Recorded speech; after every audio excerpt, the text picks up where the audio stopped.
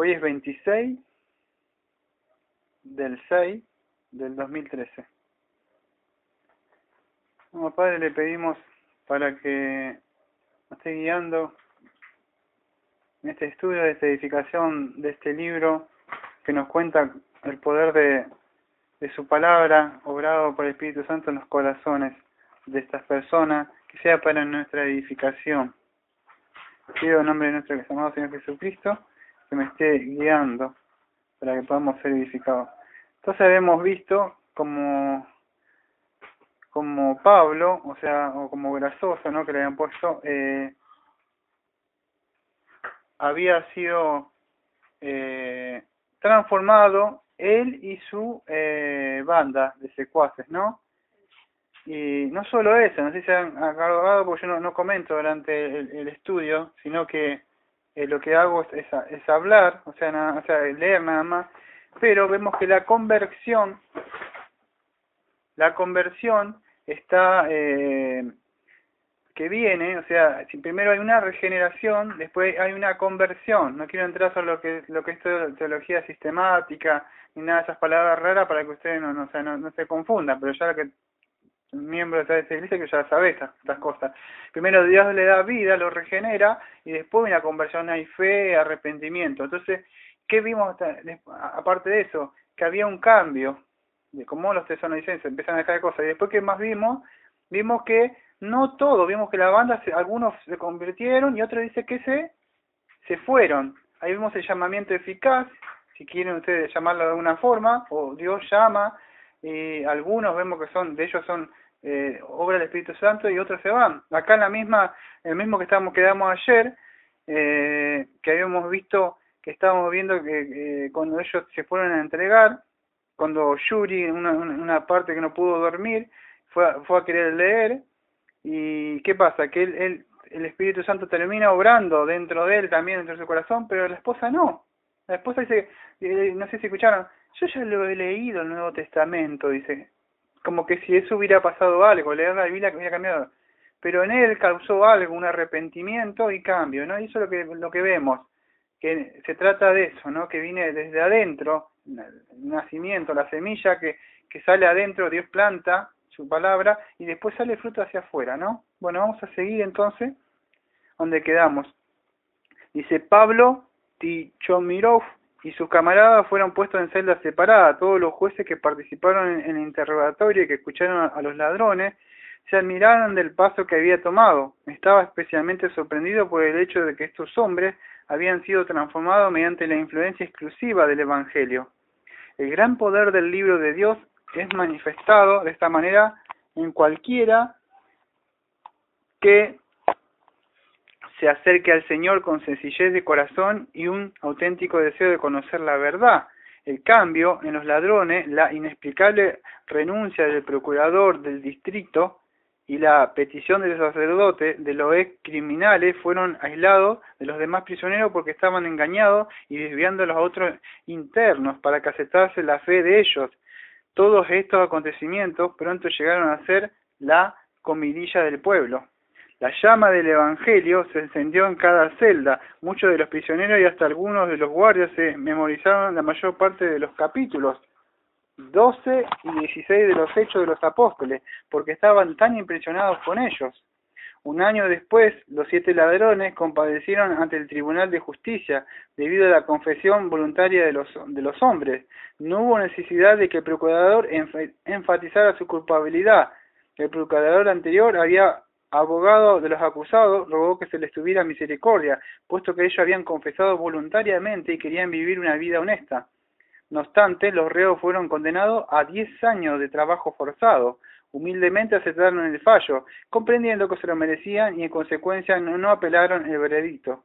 El juicio fue público. Cuando a los acusados se les permitió tener la última palabra, cada uno expresó sencillamente su arrepentimiento por haber hecho tanto mal a los otros por tantos años, y cada uno habló del efecto del Evangelio en su vida interior. Muchos de los que escucharon se sintieron conmovidos. La semilla de la palabra de Dios empezó a tomar raíz en muchos corazones.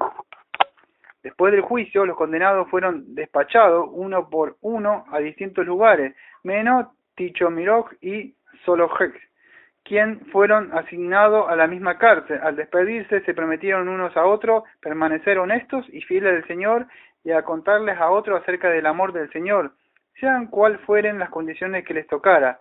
Tichomirov y Solbojek fueron mandados a un distrito pasando el lago de Baikal. En todas las prisiones de traslado en las que se tuvieron que hacer escala, relataban su salvación por medio del Evangelio, hablaban del amor de Dios hacia todo pecador. En todas partes hablaban de quienes escuchaban su sencillo testimonio y lo guardaban en su corazón. Rumbo al exilio, Tichomirov buscaba por todos lados alguna señal de los emigrantes del estado de Mogilev, con la esperanza de saber algo acerca de sus paisanos, y en particular si su hermana aún vivía.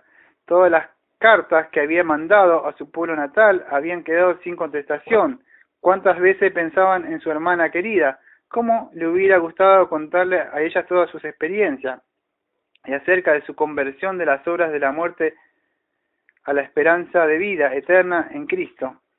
También entre los condenados a trabajo forzado, suerte que ahora ellos compartían, encontraron quienes escuchaban la palabra viviente con vivo interés. Después de un tiempo, varios se entregaron al Señor en menos de 2 años. Aún los encargados de la prisión notaban que los convictos, usualmente indomables, se habían calmado y que el comportamiento de algunos hasta era intachable.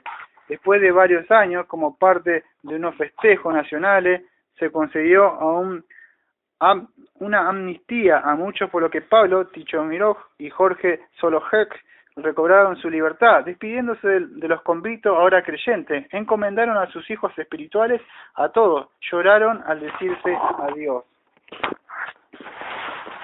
Tichomirov y Solojek empezaron su viaje de pie hacia Irkutsk.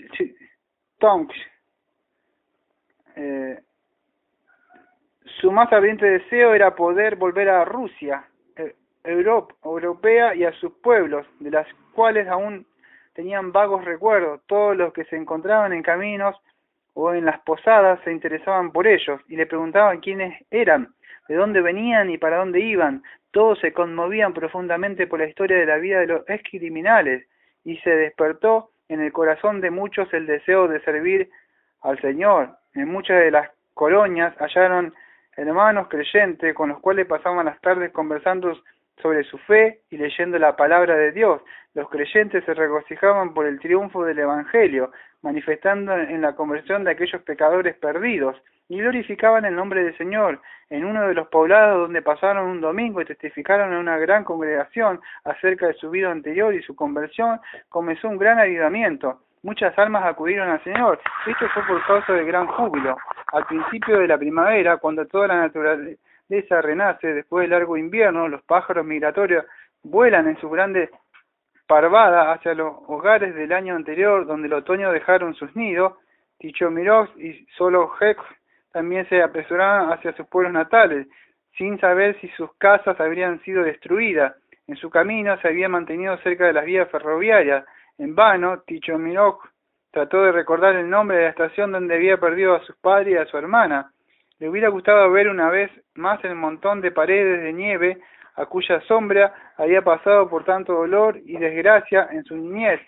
Al recordar su experiencia, las lágrimas corrían por sus mejillas y exclamaba: «Oh, mis queridos, todos ustedes me han abandonado y ahora tengo que vagar solo por este mundo tan grande». Pero luego recordaba que tampoco el Hijo de Dios había tenido un lugar para cobijarse en el mundo, aún entre los suyos había estado muy solo.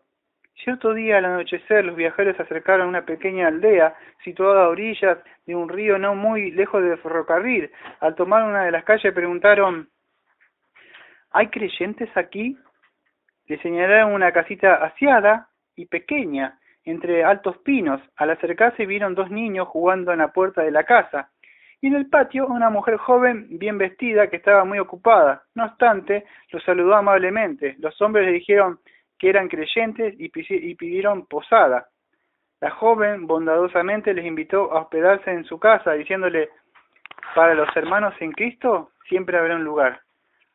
A la vez llamó a su esposo, quien trabajaba en la huerta. Él se acercó de inmediato y saludó cordialmente a los huéspedes. Conversó con ellos mientras su esposa se apresuraba a preparar el té, antes que el agua empezara a hervir dentro del samovar, especie de tetera rusa. Ella había ordenado 2 vacas y habían puesto la mesa. ¡Qué abundancia! Grandes pedazos de mantequilla, 2 o 3 tipos de pastel, una jarra grande de leche cremosa, huevos duros y maravilloso pan blanco. ¡Qué gran espectáculo para los ojos de los hambrientos viajeros!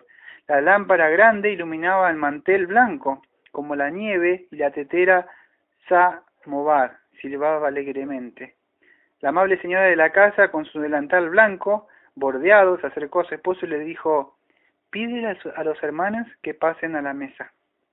Se sentaron a la mesa repleta de comida y el esposo, cabeza del hogar, oró por los alimentos. Dio gracias al Señor por su amor, por cuidar de ellos, por los huéspedes, y le pidió que los mantuviera en la fe y que bendijera la comida. Era la primera vez en su vida que Tichomirov se sentaba a un banquete, tal rodeado de una familia tan hospitalaria y tan generosa. Su corazón rebosaba de júbilo. Los niños, un varón y una niña, también ocupaban los lugares en la mesa y escuchaban atentamente la conversación. Al ser llamado a cenar, Tichomirov tuvo que interrumpir el relato de su vida precisamente donde los ladrones de boca empezaron a leer el Nuevo Testamento. Se les habían quitado a los que habían asesinado. Siguió su relato cuando el padre de familia le pidió que lo hiciera. Describió con palabras gráficas cómo el Evangelio entró en su propio corazón y al de su compañero, cómo se arrepintieron de sus delitos, decidieron cambiar de su manera de vivir y se entregaron a las autoridades. Contó cómo el procurador del distrito se había convertido y cómo ellos habían sido sentenciados. Siguió contándole de su paso por las prisiones de traslado y de los años que pasó haciendo trabajo forzado hasta haber recibido su amnistía. Los anfitriones no podían quitar sus ojos del narrador. La señora se secaba las lágrimas de la mejilla tratando de disimularlas. Durante la narración el tiempo pasó volando hasta que el reloj anunció sonoramente la medianoche. Todos se hincaron y le dieron gracias a Dios por su maravillosa gracia en la salvación de pecadores perdidos. Cuando se levantó la señora, muy conmovida, preguntó: «¿Pero ahora a dónde quiere ir?» «No se me ha propuesto regresar a nuestros pueblos», contestó Tichomirov. «¿Aún tiene familiares así?», continuó ella. «Solo aunque tiene a su madre creyente que vive en el estado de Kiev, yo no tengo a nadie, mi madre ni padre. Simplemente voy en busca del lugar de mi infancia, mi pueblo en el estado de Mogilev. Sobre todo tengo el gran deseo de contarles a mis paisanos de Cristo y de su gran amor por ellos». «¿Hace mucho que perdió a sus padres?», siguió la anfitriona. «Perdí a mis padres cuando tenía 8 años. Los perdí en Siberia durante nuestro viaje para radicarnos. Allí mi padre murió 2 días antes de la muerte de mi madre». La mujer se tomó fuertemente de la mesa con ambas manos, inclinándose hacia adelante y mirando intensamente a Tichomirov. El esposo la miró sorprendido. No podía entender por qué ella interrogaba a su huésped tan detalladamente, en lugar de ir a preparar las camas para la noche. Tichomirov continuó: «Mi hermana y yo quedamos huérfanos.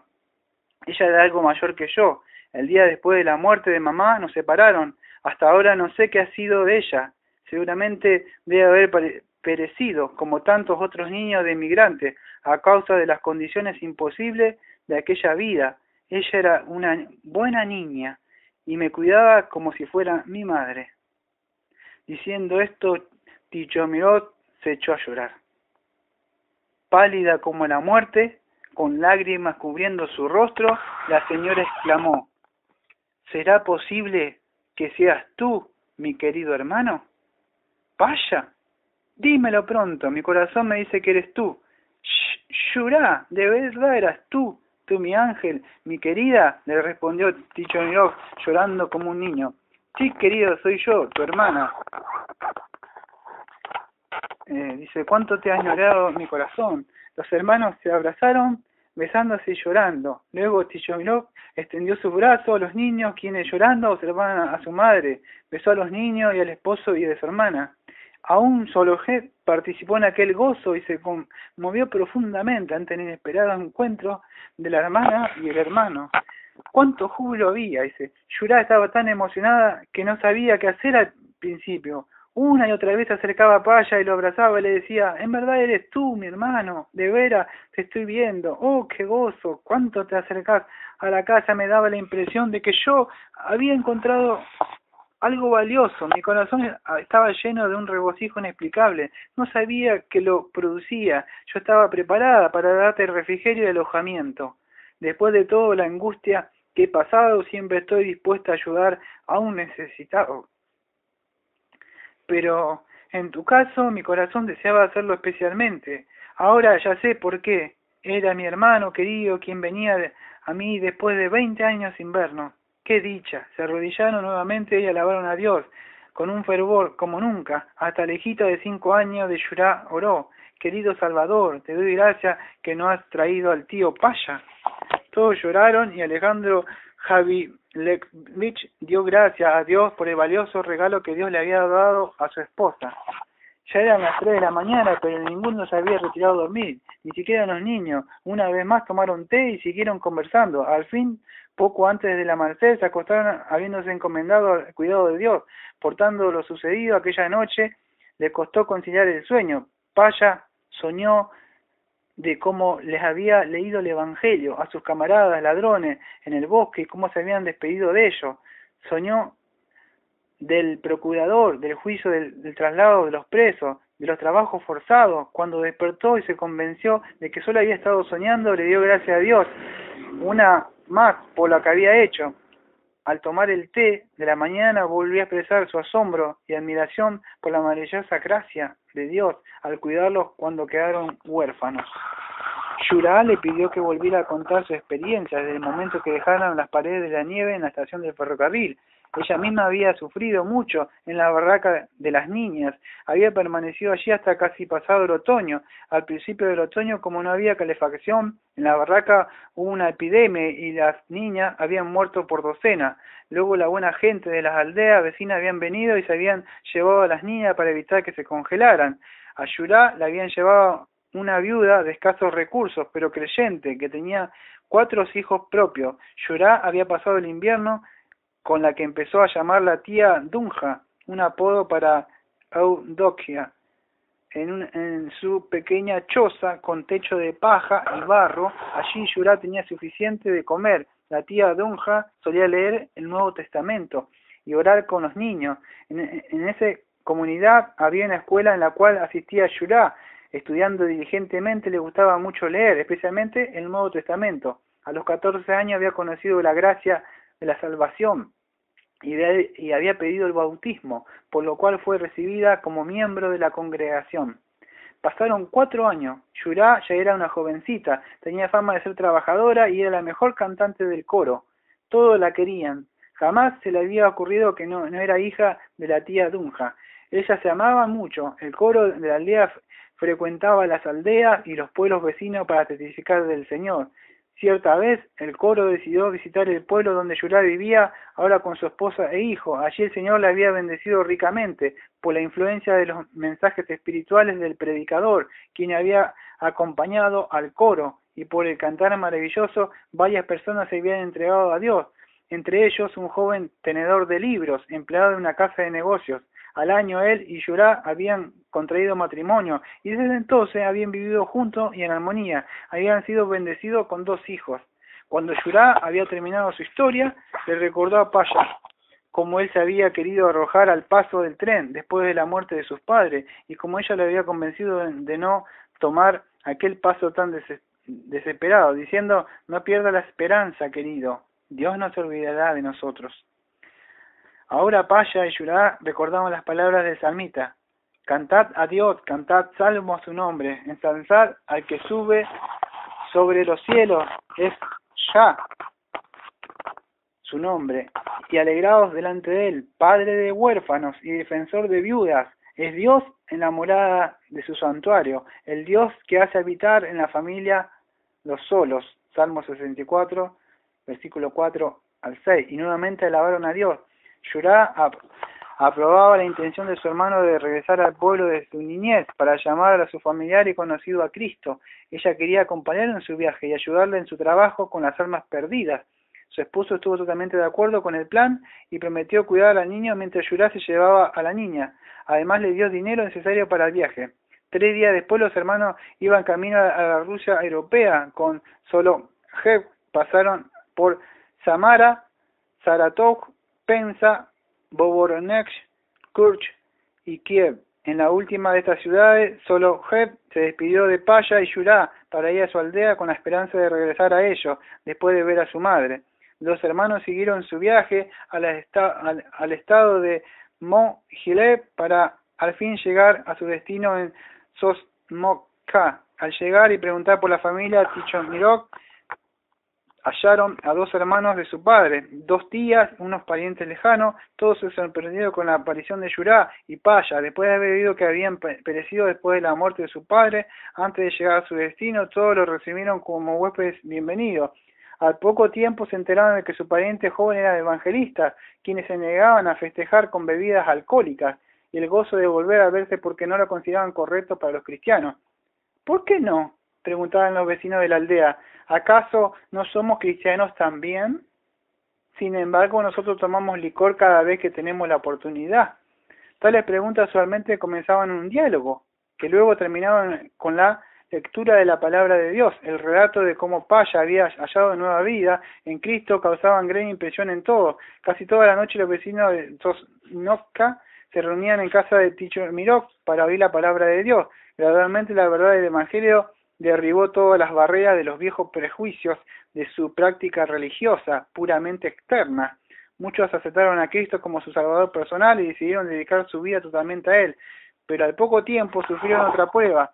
Los sacerdotes, perturbados por lo que estaba pasando, agitaron a la policía de todo el distrito, insistiendo que el convicto había venido y socavado el fundamento de la fe ortodoxa del pueblo.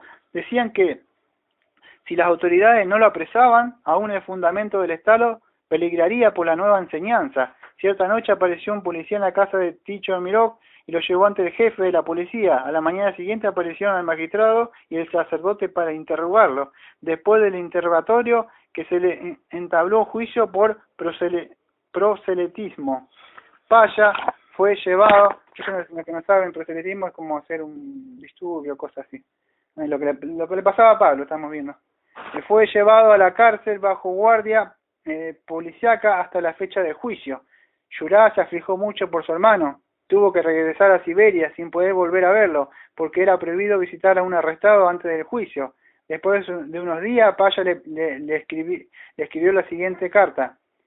Mi querida Yurá, te ruego que no te entristezcas por mi causa.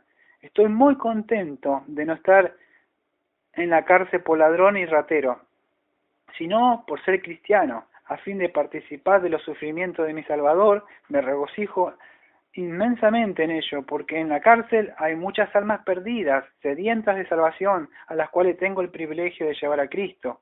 No desmaye, pero ora por mí. Te saluda a ti y a tu esposo y a los niños con un beso. Pasó un año antes del juicio. Para entonces Paya ya había estado en 3 cárceles. En todas predicaba a Cristo y en todas partes los pecadores decidían seguir el camino de salvación. Pero los capellanes de las prisiones le pidieron a las autoridades que lo liberaran del hereje, con el cual que ya no podía vivir en paz. El tribunal condenó a Paya al destierro en el estado de Genitzejak, con el cargo de proselitismo de creyentes ortodoxos al Stundim, creencia del Evangelio. La investigación reveló que solamente en Sosnovka alrededor de 100 personas habían dejado de ir al cura y de adorar santos. Poco después de su condena, Paya fue llevado otra vez por el camino de las prisiones, de traslado a la comarca, tan bien conocida por él, Siberia. Logró avisar a Yurá y a su esposa del tren en el cual pasarían la estación de ferrocarril más cerca de ellos, y pudieron volver a verlo. Se le permitió saludarlo solamente entre las rejas de los vagones de prisioneros. Yurá lloró porque tenía mucha lástima por su hermano, pero él admiró sonriendo. Con esto le hizo saber que él estaba contento de que se le permitiera sufrir por causa de Cristo. Pasaron 2 años. La vida de Paya duramente destierro reflejó en todo sentido la vida pura y santa de Cristo. En esto radicaba el éxito de su testimonio. Durante estos 2 años seguía en continua comunicación por carta con Yurá y también con Solojet. Este le informó que él seguía en una aldea donde un grupo de pequeños cristianos evangélicos lo habían recibido con amor fraternal y que trabajaba entre ellos con gran bendición. Su madre aún vivía y estaba muy feliz porque Dios había contestado sus oraciones, salvando a su hijo. Ella llegaba al final de su vida contando la compañía de su hijo, quien ahora era un cristiano honrado y casto. Después de terminar su tiempo de destierro, Paya fue a la casa de su hermana, decidido a dedicar su vida entera a la salvación de los pecadores. No quería contraer matrimonio porque no quería que nada le quitara el tiempo a la proclamación del Evangelio, que lo había cambiado a él y a muchos otros de una manera tan absoluta. Trabajó en la congregación del pueblo donde vivía, Yura, y también en otros pueblos de Siberia, pero su casa permanentemente era con su hermana, para el júbilo también de su cuñado. Yura a menudo acompañaba a su hermano en sus viajes a la aldea como su compañera de trabajo en la viña del Señor. La vida espiritual de la congregación progresaba. Paya escribió las siguientes palabras en la primera página del Nuevo Testamento que se había robado al creyente que había asesinado. Perdóname en el nombre de Cristo, querido hermano. Te di muerte mientras yo mismo estaba muerto en mis pecados. El Señor me ha perdonado y me ha levantado a una vida nueva. Tu prematura muerte corporal fue el medio de guiarme a la vida eterna, no solo a mí, sino a muchos otros pecadores y homicidas. Tu Nuevo Testamento me ablandó el corazón como un arroyo de agua viva, apagó mi sed y continúa fluyendo, despertando y dando vida a otras almas. También por eso alabo y doy gracias a mi Dios. Amén. Nota. En el agradecimiento por la bendición obtenida mediante la lectura de esta biografía, se ha hecho el esfuerzo de traducirla para que otros pudieran recibir la bendición que viene de aceptar seria y sinceramente la palabra de Dios. Recomendamos, o sea, que el lector la lea varias veces, no solo para conocer mejor los incidentes descritos, sino también para percibir mejor la condición ante los ojos de Dios. Este esfuerzo ha sido acompañado de la oración pidiendo que el que lo lea pueda escuchar su propio corazón para ver si está a la altura de las normas de Dios. Hasta acá entonces era lectura de este libro que me costó mucho, no digo la verdad, no llorar porque pude ver el poder, ¿no?, de Dios en este testimonio y no es como yo a veces veo hoy en las iglesias que levantan su mano y hay algo así externo, ¿no? Este creo que es el poder verdadero de Dios obrando en una persona, en su corazón, dándole vida, que está muerto en delitos y pecados, y trayéndolo a Cristo Jesús.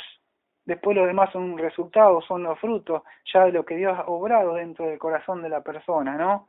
Y entonces que podamos recapacitar, que podamos estar viendo si Dios ha obrado en nuestro corazón, si ha habido un cambio, aquellos que están escuchando por internet, si de verdad hubo un cambio, solamente hiciste una profesión por tu boca, de verdad, porque esto es lo que sucedía en esa época, en el 1700, 1800, como vemos, y como fue al principio también, cuando andaba Cristo. De verdad, el verdadero evangelio trae un renacimiento espiritual, la persona es regenerada, el Señor le da vida a las personas, de eso se trata, y después viene una vida cambiada. Así que vamos a orar y vamos a cerrar esta maravillosa lectura agradeciendo a nuestro Padre Celestial. Amado Padre Celestial, venimos ante tu presencia por medio de Cristo, guiado por su Santo Espíritu, que Él nos ayuda a orar, porque orar no sabemos cómo hacerlo, dice en Romanos 8, pero Él nos ayuda en nuestras debilidades a poder orar. Le agradezco por este valioso material, este valioso testimonio de esta persona, cómo usted obró en las personas, con estos delincuentes, cómo ellos se arrepintieron, cómo ellos obraron un cambio, pagaron por lo que ellos debían, y después cómo él proclamó de su Hijo amado, y después tuvo que pagar también las consecuencias por Cristo, ir a la cárcel también, por el testimonio de nuestro amado Señor Jesucristo. Le pido que a usted también nos esté guiando con su santa palabra, por su Santo Espíritu, que también seamos de testimonio en los lugares donde estamos, en el trabajo, cuando salimos a caminar, que podamos con nuestra vida, porque usted nos ha dado vida para eso, para que estemos trabajando con usted. Por eso le ruego todo en el nombre de Cristo por esta iglesia, que hace poco que estamos, llevamos casi 3 años, 4, pero que en lo que me resta de vida, no sé cuánto me quedará de año, que usted ponga más almas acá al cuidado de esta que es su iglesia, no es mi iglesia, es su iglesia, y usted va a añadir que yo puedo estar poniendo las semillas y que usted, por favor, le ruego que usted sea el que dé el crecimiento, yo no puedo hacer nada, puedo solamente entregar las semillas nada más, y que usted le dé el crecimiento adentro de ellos. Le ruego, le pido por este barrio, Padre, porque sabemos que usted mandó su Hijo para que todo aquel que crea en Él tenga vida eterna y no se pierda. Como siempre decimos esta iglesia bautista de Mar del Plata, amén.